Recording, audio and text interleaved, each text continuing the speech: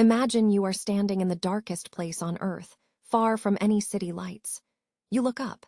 You see a tapestry of stars, galaxies, and nebulae, a view that has humbled humanity for millennia. Now imagine you could see even further, back in time, to the very dawn of creation. If you could, you would see the cosmic microwave background, the faint, afterglow radiation from the Big Bang. It's the universe's baby picture, captured just 380,000 years after its birth. On this map of ancient light, the temperature is astonishingly uniform, varying by only minuscule fractions of a degree. It is the ultimate proof that on the largest scales, the cosmos is the same everywhere. Except it isn't. In the direction of the constellation Eridanus, there is a patch of sky that is anomalously, unnervingly cold. It's a vast, empty chill in the oldest light in the universe, a feature so large and so deep that according to our best models, it simply shouldn't be there. We call it the CMB cold spot. It's less of a spot and more of a chasm, a hole in the fabric of the early cosmos whose existence challenges the very foundations of what we think we know. To understand the scale of this mystery, you have to appreciate the map it's on. The cosmic microwave background, or CMB, is a snapshot of a time when the entire universe was a hot, dense, glowing fog. As the universe expanded and cooled, this light stretched out, its wavelength shifting from visible light into the microwave part of the spectrum. Satellites like WMAP and Planck have meticulously mapped this ancient radiation, and what they found was a near-perfect thermal equilibrium. The tiny temperature fluctuations we do see are incredibly important. They are the seeds of all future structures, the slightly denser spots where gravity would eventually pull matter together to form the first stars and galaxies. These fluctuations are typically measured in microkelvins, millionths of a degree. But the cold spot is different. It's significantly colder and vastly larger than any of these primordial fluctuations. The chance of it being a random statistical fluke is less than 1%. It's a genuine, colossal anomaly demanding an explanation.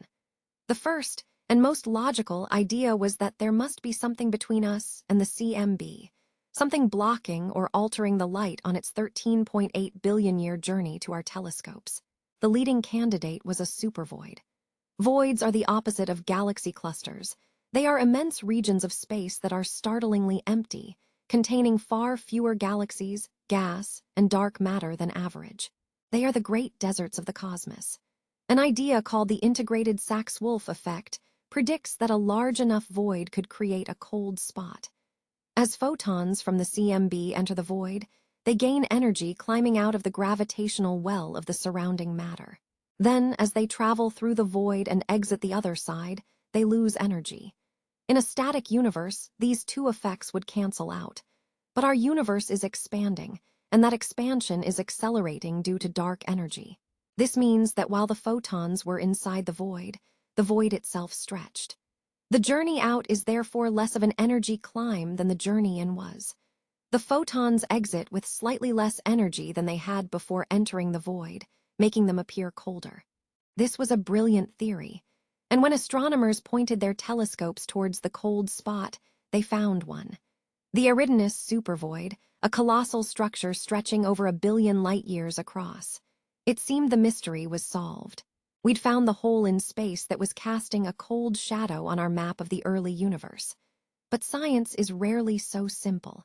When researchers modeled the supervoid, carefully calculating its size and its relative emptiness, they ran into a problem.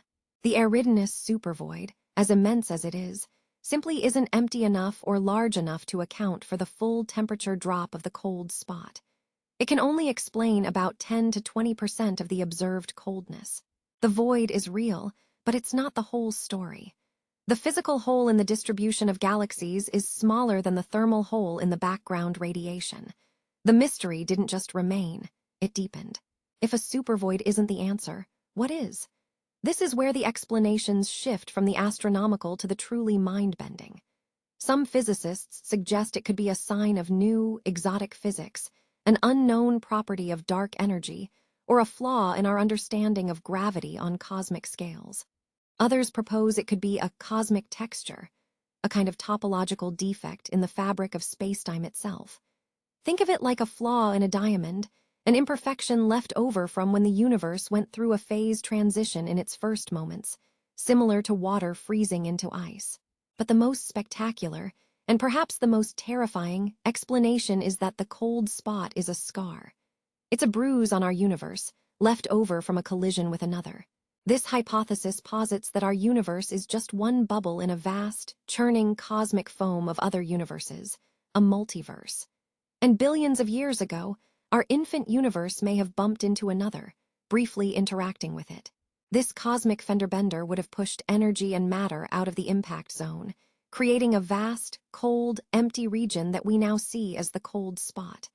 It would be the first tangible, observable evidence that we are not alone, not just in our universe, but among universes.